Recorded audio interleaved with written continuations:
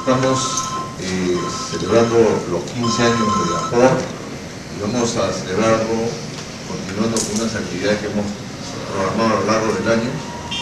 Este panel de discusión es algo que nos gusta mucho cuando nosotros viajamos y queremos tratar de hacerlo aquí en Perú, porque es una forma muy interesante de que todos participemos de un tema en especial.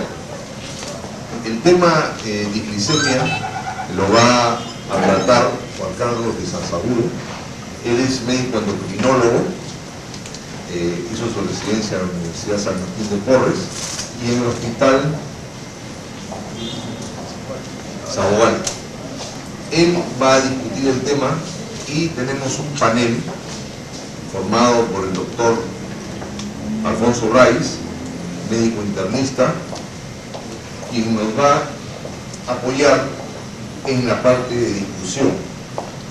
Igualmente, el doctor Eduardo Penny, internista, va a apoyarnos en toda la parte del médico internista. Sin más, quiero presentarles al doctor de Sansaburo, que se va a ocupar del tema, como hemos dicho, de diglicemia. Buenas noches, gracias por la asistencia. Como mencionó el doctor Zapata, es nuestra primera presentación en cuanto a este tipo de temas que vamos a realizar, que lo hemos llamado panel de discusión. El tema para realizar se llama diglicemia de riesgo cardiovascular. De repente no es un tema nuevo para muchos de ustedes, pero sí nos parece un tema muy interesante para que el selecto panel que tenemos puedan discutirlo y a la vez intercambiar ideas con los presentes. ¿Cuál es la idea de este tipo de tema? La idea es presentar un tema interesante y novedoso a discutir y que sea una discusión en base a los puntos planteados durante la presentación. Yo voy a tratar de hacer una presentación rápida y la parte de discusión va a corresponder a los doctores que han mencionado. Cuando hablamos de glucosa elevada, hablamos del término de diglicemia, nos vienen muchas cosas a la cabeza y otros términos que hemos aprendido. Sin embargo, algunas preguntas que parecen tan sencillas y a la vez se hacen tan complejas también nos vienen a nuestra mente, ¿no? Como es, ¿cuándo diagnosticamos? ¿Por qué tratamos la diabetes? ¿Cómo diagnosticamos prediabetes? También hay un riesgo aumentado de personas con glicemias mayores de 100 antes de 126, que como bien sabemos son los cortes para el diagnóstico de diabetes. ¿Qué sucede cuando hay un incremento de glucosa en pacientes, entre comillas, como los poco normales? Hay un incremento de algún riesgo. Entonces esas son preguntas que vamos a tratar de evaluarlas y de verlas y discutirlas en esta presentación. Había un concepto que defina el riesgo cardiovascular en el continuo de la diabetes. ¿Cuándo diagnosticamos y por qué tratamos la diabetes? Bueno, los puntos de corte de ayunas hipocardial ya están bastante conocidos por ustedes y están definidos. Se usa, en los últimos años se le da prioridad al método de hemoglobina glicosilada para el diagnóstico. Y sabemos que los puntos de corte han sido en base a las complicaciones microvasculares, básicamente la retinopatía. Los puntos de corte está, podemos recordarlo, pero ustedes lo saben bastante bien. Algo importante acá es remarcar los valores de hemoglobina glicosilada, que entre valores de 5.7 y 6.4 actualmente se considera como un riesgo elevado para los pacientes.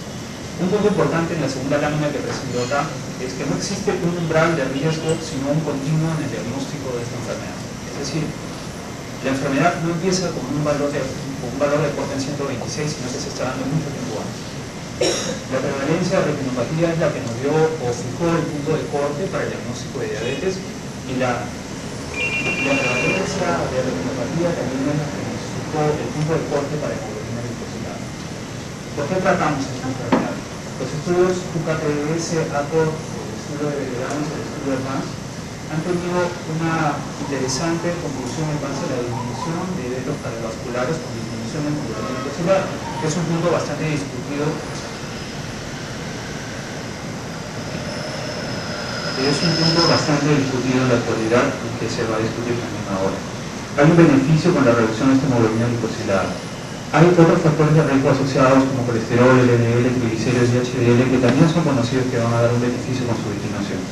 Cuando nosotros nos entramos en este mundo para estudiar la diabetes, pues siempre nos hablan de la historia natural de la enfermedad, que tiene algunas partes importantes como es la función de la célula beta y la resistencia a la insulina.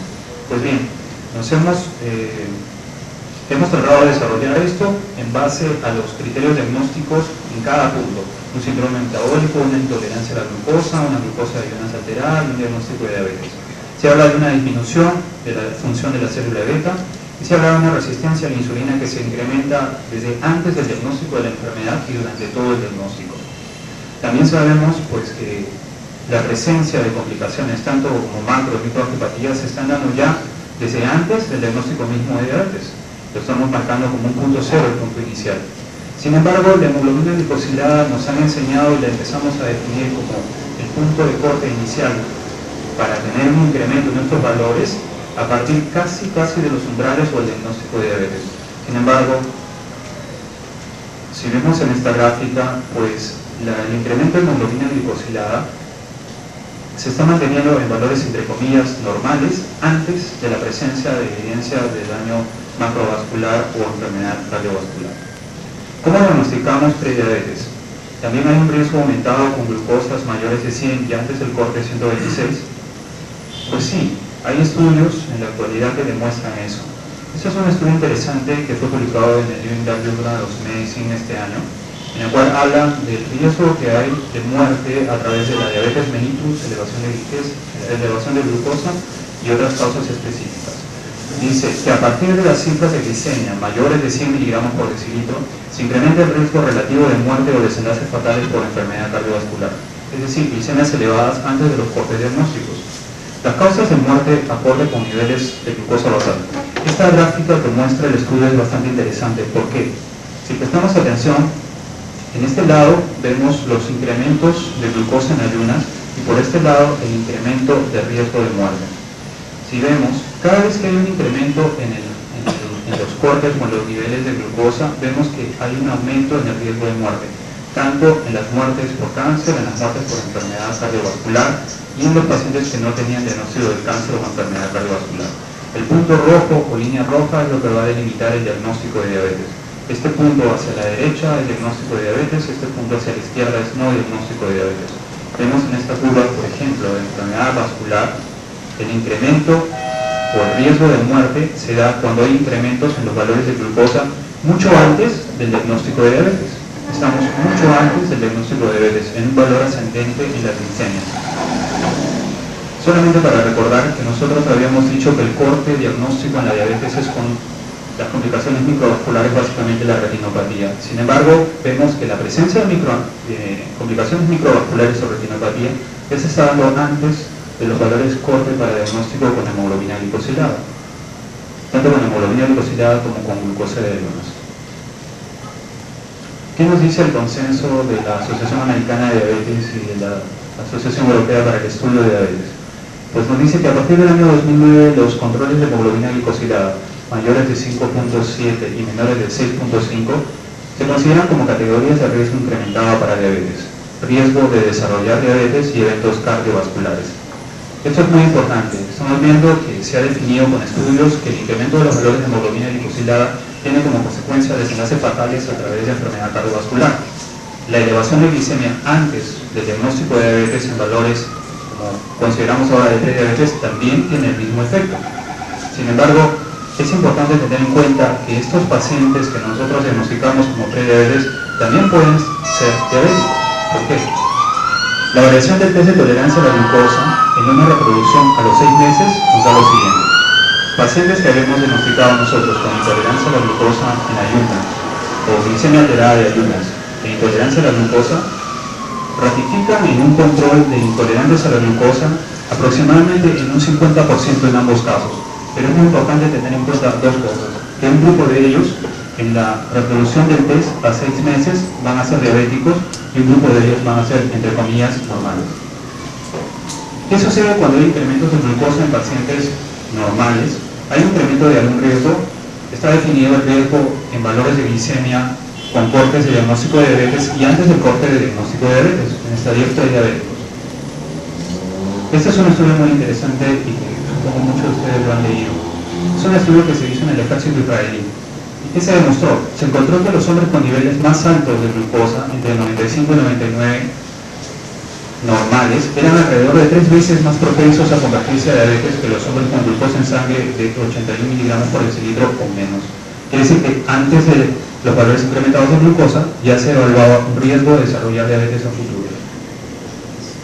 Se da lo mismo en lo que es hemoglobina glicosilada y el riesgo de eventos cardiovasculares.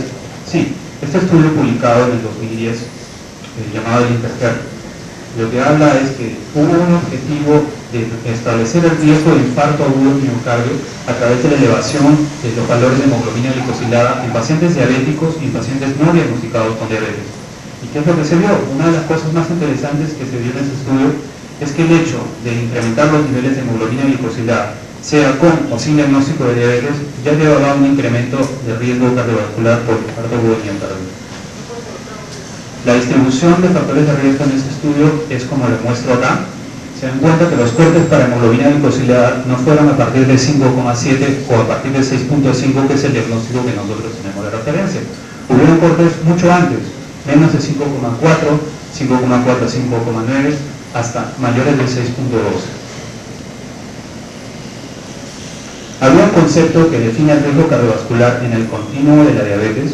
Si estamos diciendo que esta es una enfermedad que empieza mucho antes del diagnóstico de cortes que tenemos en la actualidad, ¿hay algo que nos puede explicar esto?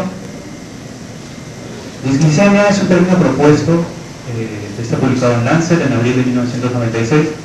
El término se propuso para definir el rango de glucosa asociado al incremento de riesgo cardiovascular. ¿Cómo así? Si establecemos el diagnóstico de diabetes como un continuo, en los años de seguimiento de un paciente diabético tenemos un punto cero, que lo estamos definiendo como el diagnóstico, la presencia de complicaciones, retinopatía, nefropatía, neuropatía, mucho antes del diagnóstico.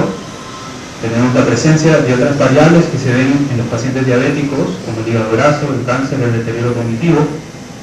Tenemos eventos cardiovasculares que estamos viendo que se dan con elevaciones de glicemia mucho antes del diagnóstico de diabetes.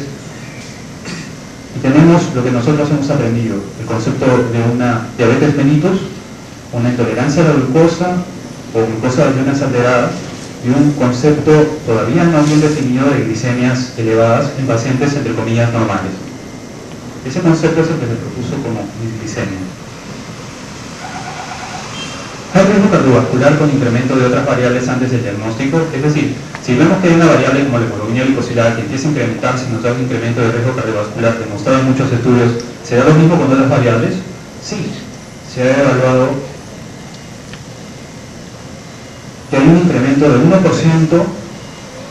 hay aproximadamente un 20% de incremento de desenlaces cardiovasculares asociado a un incremento del 1% de hemoglobina glicosilada, un incremento de 1,5 milimoles de glucosa en ayunas, 0,5, el incremento de 0,5 milimoles de LDL y también un incremento de la presión arterial sistólica. Entonces, no es solamente un concepto para el diagnóstico de diabetes, es un concepto de enfermedades metabólicas que nosotros lo evaluamos o lo debemos evaluar antes de los puntos de corte. Hay estudios que respaldan el concepto con evidencia de beneficio de la reducción de hemoglobina glicosilada. Estamos diciendo que si estos incrementos de valores están demostrando que existe un incremento del riesgo cardiovascular y desenlaces fatales, ¿habrá algo que me diga que la va a llevarme un beneficio de mi paciente? Pues los estudios que tenemos en la actualidad, que son los más grandes, como el UKPDS, el ARCO, el estudio de veteranos y el ADVANCE, trabajan en base, recordemos, a pacientes diagnosticados con diabetes. Entonces han visto la resolución de desenlaces o la reducción de eventos cardiovasculares en personas que ya tenían un diagnóstico de diabetes y glicemias elevadas. Es decir, personas que tenían ya presencia de retinopatía o daño microvascular y daño macrovascular. Pero no tenemos estudios que se hayan hecho en personas que están antes de la presencia de todas estas complicaciones.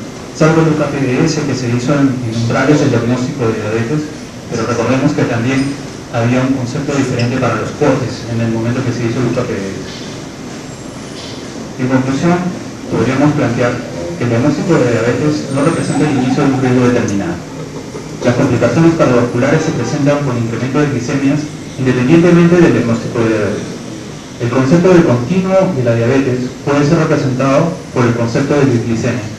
Disglicemia es un factor de riesgo para serios desenlaces, incluyendo cardiovasculares, y también modificable en diversos grados.